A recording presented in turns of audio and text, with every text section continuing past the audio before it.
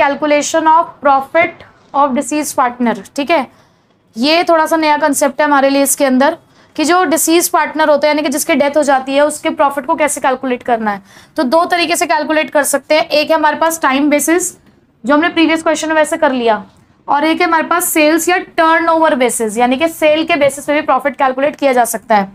तो time basis का मतलब है कि हमें टाइम कंसिडरेशन देखना है। अब तक आप सिर्फ इतना करते आ रहे हो प्रॉफिट की कैलकुलेशन को।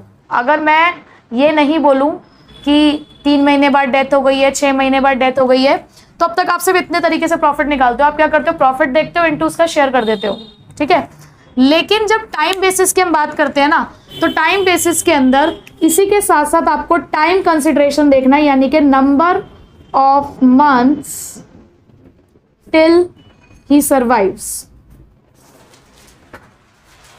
यानी कि आपको क्वेश्चन में कंडीशन दे रखी होगी कि हम इस साल का प्रॉफिट कैलकुलेट करते हैं, हो सकता है प्रीवियस ईयर के प्रॉफिट के बेसिस पे या पिछले कुछ सालों के एवरेज प्रॉफिट के बेसिस पे। तो पहले तो आप वही कैलकुलेट करोगे इनटू हिज शेयर, उसका शेयर कितना है, क्योंकि वो प्रॉफिट तो सबका होगा, हमें तो उसका शेयर चाहिए, इनटू जितने नंबर ऑफ मंथ्स तक वो सर्वाइव किया करंट फाइनेंशियल ईयर में, वो मंथ्स आप मल्टीप्लाई करोगे। ठीक है, तो इसलिए मैंने इसको अलग से हाईलाइट करके यहाँ पे लिख दिया है नंबर ऑफ मंथ, क्योंकि ये है मेन चीज। ये चीजें तो देखो यहाँ भी आपको देखने को मिलेंगी, ये चीज है मेन कि आपको ये भी टाइम का कंसिडरेशन देखना है, क्योंकि कौन सा बेसिस है हमारे पास, टाइम बेसिस। तो यही तो चीज कर रही है जो टाइम को रिप्रेजेंट कर रही है कि number of months till he survives, कि नए फाइनेंशियल ईयर में वो कब तक सर्वाइव किया। ठीक, ये तो बहुत इजी है। उसके बाद सेल्स या टर्नओवर बेसिस, यानी कि हम कैलकुलेट करते हैं प्रॉफिट सेल के बेसिस पे। जैसे मैंने कहा कि मेरे को ना पिछले साल 10 लाख की सेल हुई थी, और जब मैं 10 लाख की सेल करती हूँ तो मुझे 1 लाख का प्रॉफिट हो जाता है। तो इसका मतलब कितना परसेंट प्रॉफिट हो जाता है मुझे, सीधे सीधे 10%। तो इस साल में भी हमने ये कैलकुलेशन करने की कोशिश करी कि जब तक वो रहा फर्म के अंदर, जब तक उसकी डेथ नहीं हुई थी, तब तक की सेल 3 लाख रुपए की है। तो बताओ फिर कितना प्रॉफिट हो गया होगा अब तक। तो आप 3 लाख का 10% निकाल दोगे, 30,000, उसका शेयर मल्टीप्लाई कर दोगे।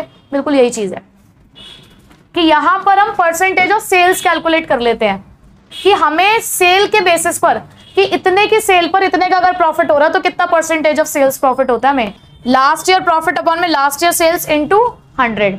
नहीं तो अगर परसेंटेज ऑफ सेल्स नहीं पूछी गई आपसे तो डायरेक्ट एक ही फॉर्मूला अप्लाई करोगे आप। क्या है formula, last year profit upon में last year sales, sales till death, जब तक उसकी डेथ नहीं हुई, मतलब जब तक वो रहा फर्म के अंदर तब तक की सेल्स इनटू हिज शेयर। ठीक है, अब देखो क्या फर्क दिख रहा है आपको दोनों में। यहां number of months time consideration है, यहां नंबर ऑफ मंथ्स लिखना ही नहीं है, क्योंकि यहाँ पे सेल्स है ही उतने मंथ्स के जितने मंथ्स तक वो रहा फर्म में। ठीक, क्या करनी है आपको, एंट्री करने से पहले कंडीशन चेक करनी है कि क्या आपको क्वेश्चन में न्यू रेशो दे रखी है या नहीं दे रखी है। अगर क्वेश्चन में न्यू रेशो गिवन है तो इसको बोलेंगे कि रेशो चेंज हो रही है। क्वेश्चन में न्यू रेशो नहीं गिवन है, इसका मतलब रेशो चेंज नहीं हो रही। अगर रेशो चेंज नहीं हो रही तो profit and loss suspense account use करना है। प्रॉफिट के लिए profit and loss suspense to deceased partner, loss के लिए deceased partner to profit and loss suspense, यहाँ पे ऐड होना रह गया है। ठीक है, उसके बाद अगर रेशो चेंज होती है तो प्रॉफिट के लिए गेनिंग टू सेक्रीफाइसिंग, वही डिसीज पार्टनर के नाम से ही, और अगर लॉस है तो sacrificing to gaining.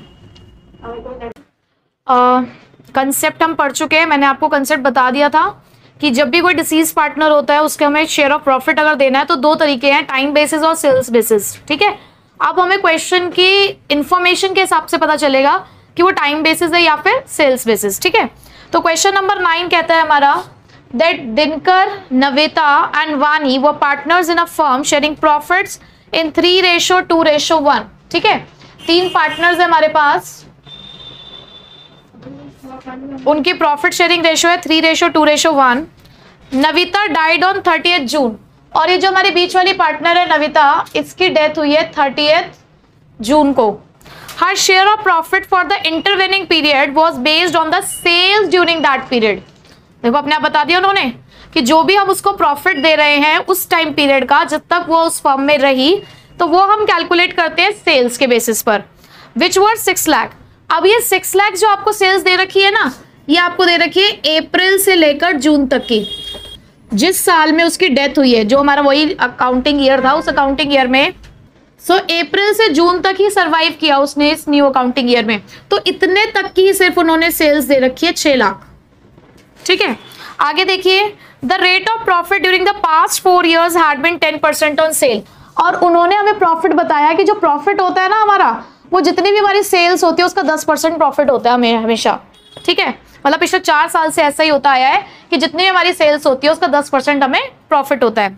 The firm closes its books on 31 March every year. Calculate Navita share of profit. आपको सिर्फ शेयर ऑफ प्रॉफिट कैलकुलेट करना है। कैसे कैलकुलेट करोगे? आप करोगे नवीताज शेयर ऑफ प्रॉफिट, सेल्स के बेसिस पे निकालोगे। तो सेल्स के बेसिस पे कैसे निकालना है? देखो, सबसे पहले पूरे साल की सेल्स कितनी है? पूरे साल की है क्या? जिस टाइम पीरियड तक उसने फर्म में सरवाइव किया तब तक की सेल्स कितनी है? 6 लाख। ये सेल्स है, हमें निकालना है प्रॉफिट। उन्होंने बोला प्रॉफिट कितना होता है आपको? 10%। तो इसी का निकाल लो 10%, 60,000 आएगा। ये कैलकुलेशन हम कंटिन्यूशन में कर देते हैं। इनटू इसका शेयर कितना है फर्म के अंदर? निविता का कितना शेयर है? 2/6। तो कितना आएगा ना? 20,000। क्वेश्चन नंबर 13 है, राम, मनु और हरि 3 पार्टनर्स है फर्म के अंदर, शेयर कर रहे थे प्रॉफिट और लॉस, पता नहीं कौन सी रेशो में, जो मैं देना ही रखी है। हरि डाइड ऑन 30th जून। इस पार्टनर की डेथ हुई है 30th जून को। ठीक है, सारे मिलकर 30th जून को ही गए हैं। His share of profit from the closure of last accounting year till the date of his death was to be calculated on the basis of average of 3 completed financial years। Underline करें इस बात को। उन्होंने बताया आपको कि कैसे calculate करना है। कंडीशन क्या है? On the basis of average of 3 completed years। पिछले 3 साल के प्रॉफिट्स का आपको एवरेज निकालना है। और पिछले 3 साल के प्रॉफिट्स आपको दे भी रखे हैं, 1,10,000, 1,20,000, 1,30,000। Calculate Hari share of profit till the date of his death and the pass the general entry for the same. ठीक है, अच्छा मुझे ये बताइए, क्वेश्चन में ना कहीं पे भी रेशो नहीं दे रखी, तो इनकी रेशो क्या है? इक्वल 1:1:1। जब क्वेश्चन में रेशो ना गिवन हो तो हमें पता है कि क्या रेशो होती है? 1:1:1। ठीक है, तो अब कैलकुलेट करते हैं। तो सबसे पहले हमें क्या करना है? देखो, सबसे पहला काम है हमारा एवरेज प्रॉफिट निकालना है, क्योंकि उन्होंने बोला था कि एवरेज प्रॉफिट के बेसिस पर है उसका शेयर। तो एवरेज प्रॉफिट के लिए 3 साल के प्रॉफिट लेंगे हम। बताइए प्रॉफिट्स कितने कितने हैं? एक तो है 1,20,000, 1,30,000 और 1,10,000। आगे पीछे कर दिया मैंने, देख लेना। ठीक है, 3,60,000 डिवाइडेड बाय 3, तो कितना आ गया ये? 1,20,000। हमें चाहिए सिर्फ बिल्कुल, हमें चाहिए सिर्फ हरी शेयर ऑफ प्रॉफिट। तो 1,20,000 इंटू हरी का शेयर बिजनेस में कितना है? 1/3। उसकी डेथ कब हुई है? 30th जून। अप्रैल, मई, जून, 3 महीने के लिए। तो 3 महीने के लिए कैलकुलेट करोगे कितना आएगा? 10,000। क्लियर? ऊपर वाला सेल्स बेसिस पे था, इसलिए देखो हमने मंथ्स नहीं मल्टीप्लाई करे। ऊपर वाला क्वेश्चन हमारा सेल्स बेसिस था, तो हमने सेल के बेसिस पे प्रॉफिट निकाला। देखो नीचे वाला टाइम बेसिस पर है, इसलिए हमने टाइम का कंसिडरेशन लिया कि 3 महीने हमने मल्टीप्लाई किए। और देखो ऊपर टाइम ना लेने का एक और रीजन भी है, ये सेल है ही उस 3 महीने की, पूरे साल की सेल थोड़ी है ही 3 महीने की सेल। ठीक है, अब हमें करनी है जनरल एंट्री। मैंने आपको जनरल एंट्री की 2 चीजें बताई थी जनरल एंट्री करने से पहले, रेशो चेंज और रेशो नॉट चेंज। क्या यहाँ पे रेशो चेंज हो रही है? आपको क्वेश्चन में न्यू रेशो दे रखी है? नहीं। तो अब ये मानकर चलेंगे कि रेशो चेंज नहीं हो रही। और जब रेशो चेंज नहीं हो रही तो कौन से अकाउंट से प्रॉफिट और लॉस आप देते हो? Profit and loss suspense account. तो आपकी जर्नल एंट्री बनी प्रॉफिट एंड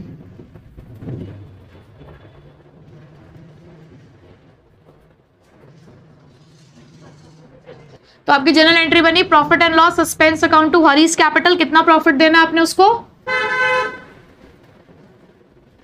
आपने उसको देना है 10,000। ठीक है, कंप्लीट। तो क्वेश्चन नंबर 10 में 3 पार्टनर है, कौन? अनिल, सुनील और हरि। ठीक है, अनिल, सुनील और हरि 3 पार्टनर्स हैं, इक्वल पार्टनर्स है तीनों। उन्होंने बोला है कि तो सुनील की जो है डेथ हुई है कौन से पीरियड पे? 31 दिसंबर को उसकी डेथ हुई है। और 31 दिसंबर के तक के पीरियड का हमने अकाउंट्स बना लिए हैं।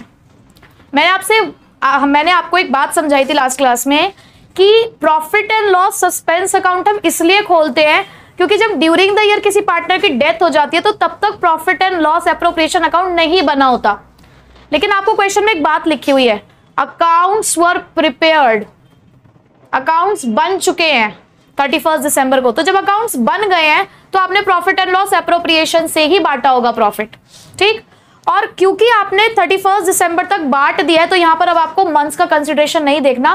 दैट मींस हमारी, और यहां पे देखो कहीं पे लिखा भी नहीं कि बुक्स कब क्लोज हो रही हैं, लिखा है क्या क्वेश्चन में कहीं कि बुक्स कब क्लोज हो रही है? तो हम ये मानकर चल रहे हैं कि हमारी बुक्स कब क्लोज हो रही है, 31 दिसंबर को ही हो रही है, तो यहाँ आपको मंथ्स का कंसिडरेशन नहीं देखना। तो अब जब आप यहाँ पर सुनील का प्रॉफिट शेयर निकालोगे तो मंथ्स मल्टीप्लाई करने की जरूरत ही नहीं है, ठीक है। और डायरेक्ट आप एंट्री पास करोगे क्या, profit and loss appropriation account debit to, तीनों में बांटना है क्योंकि अकाउंट्स प्रिपेयर हो चुके हैं। Sunil's capital account to Sunil's capital account to Harish capital account. 6 lakh को बांटोगे इक्वली तो कितना आएगा, 2-2 लाख, बस कंप्लीट क्वेश्चन। हाँ, अगर अकाउंट्स प्रिपेयर्ड हो चुके हैं तो एप्रोप्रिएशन यूज करना, ये ध्यान रखना बस, ठीक है। नहीं प्रिपेयर्ड हुए तो हम profit and loss suspense use कर रहे हैं। हाँ, तो देखिए जरा 18th question, X, Y and Z were partners in a firm and Z died on 31 मई।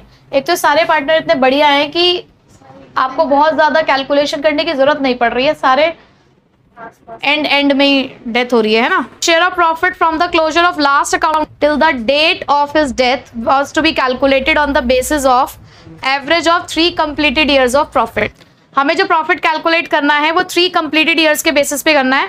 3 साल के प्रॉफिट आपको दे भी रखे हैं, 18, 19 और 17,000, ठीक है। Calculate Z share of profit till his date of death and pass the journal entry for the same. पहला केस है रेशो डजंट चेंज का, दूसरा केस है रेशो चेंज हो रही है 3:2 में। तो ये क्वेश्चन मैं इसलिए करा रही हूँ क्योंकि जो मैंने आपको बोला था ना कि रेशो चेंज होती है तो अलग एंट्री होती है और रेशो चेंज नहीं होती तो अलग एंट्री होती है, तो इससे हमें पता चल जाएगा कि क्या डिफरेंस है। हाँ जी, तो पहले हम प्रॉफिट कैलकुलेट कर लेते हैं। देखो प्रॉफिट कैलकुलेट करना तो सेम रहेगा, तो हम प्रॉफिट कैलकुलेट करते हैं। हमें एवरेज प्रॉफिट निकालना है पिछले 3 साल का। तो एवरेज प्रॉफिट निकालने के लिए उन्होंने हमें इंफॉर्मेशन दे रखी है 3 साल के प्रॉफिट की, 18, 19, 17।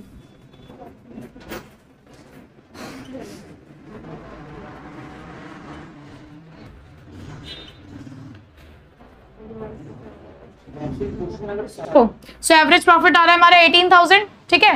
अब एवरेज प्रॉफिट तो 18,000 है, लेकिन हमें क्या चाहिए, Z शेयर ऑफ प्रॉफिट। अब Z शेयर ऑफ प्रॉफिट कैसे निकलेगा, 18,000 इंटू उसका शेयर कितना था फर्म के अंदर, Z का। क्या रेशो दे रखी है हमें क्वेश्चन में, ओल्ड रेशो नहीं है तो हम क्या मान के चलेंगे, 1/3 इंटू कब डेथ हुई उसकी, 31 में, अप्रैल में, 2 मंथ्स। तो ये हमारे पास प्रॉफिट निकल कर आया उसका 1,000। अब इसको करने, अब इसे हमें 2 तरीकों से करना है। एक तरीका है व्हेन रेशो डजंट चेंज, यहां पे वो कह रहे हैं कि रेशो चेंज नहीं हो रही। अगर रेशो चेंज नहीं हो रही है तो कौन से अकाउंट से प्रॉफिट देना है, profit and loss suspense account debit to Z's capital account. कितना प्रॉफिट, 1,000, ठीक है। दूसरे में हमें कहा गया कि रेशो चेंज हो रही है और कौन सी रेशो नहीं हो गई हमारे पास, 3:2। तो ऐसे केस में पहले आपको गेनिंग रेशो निकालनी पड़ेगी, ठीक है। तो हम यहां पर गेनिंग रेशो भी निकाल लेते हैं। Gaining ratio is equals to new minus old, ठीक है। तो x की न्यू रेशो क्या है, 3/5 और ओल्ड रेशो क्या रही थी उसकी, 1/3। तो आपने एलसीएम लिया 15, 9 - 5, 4/15, ये भी गेन कर रहा है। फिर उसके बाद y की देखोगे, y की न्यू रेशो है 2/5, ओल्ड रेशो 1/3, एलसीएम आया 15, 6 - 5, 1/15। तो हमारे पास गेनिंग रेशो आ चुकी है 4:1।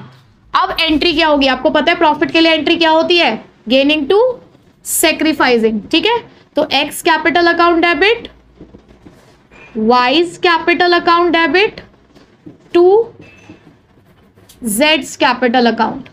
1000 का प्रॉफिट जो कि आप कौन सी रेशो में बांटने जा रहे हैं, 4/5 इसको मिलेगा, मतलब 4/5 इसके कैपिटल से निकलेगा और 1/5 यहां से। इस क्वेश्चन में कुछ खास नहीं था, सब कुछ पुराना था, सिर्फ मुझे आपको क्या बताना था, एक डिफरेंस होगी तो profit and loss suspense use होगा, रेशो चेंज होगी तो गेनिंग टू सेक्रीफाइसिंग प्रॉफिट के लिए और सेक्रीफाइस टू गेन लॉस के लिए, ठीक है। और अगर यहां लॉस होता तो जेड्स capital to profit and loss suspense, entry reverse हो जाती है, ठीक है।